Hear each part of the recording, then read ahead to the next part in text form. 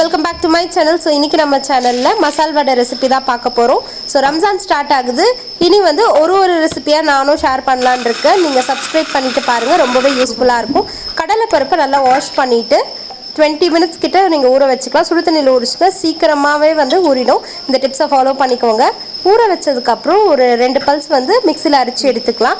கொஞ்சமாக வந்து கடல் பருப்பு எடுத்து வச்சுருந்தேன். ஸோ அது சோம்பு, சீரகம், பச்சை மிளகாய் நறுக்கி வச்சுருக்கோம், கருவேப்பிலை, அதுக்கப்புறம் வெங்காயம், உப்பு தேவையான அளவு, கார்ன்ஃப்ளவர் இல்லைன்னா நீங்கள் அரிசி மாவு சேர்த்துக்கலாம்.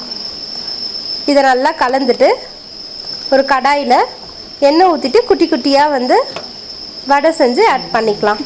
பாருங்கள், இந்த அளவுக்கு வெந்து வரும்போது நம்ம இதை எடுத்துக்கலாம். பாருங்கள், சூப்பராக வந்து நல்லாவே கிறிஸ்பியாக வந்திருக்கு. ட்ரை பண்ணி பாருங்கள். ட்ரை பண்ணி பார்த்துட்டு கமெண்ட்ஸில் எப்படி வந்திருக்குன்றதை சொல்லுங்கள். அண்ட் நம்ம சேனலை மறக்காமல் சப்ஸ்கிரைப் பண்ணிவிடுங்க. பாய்.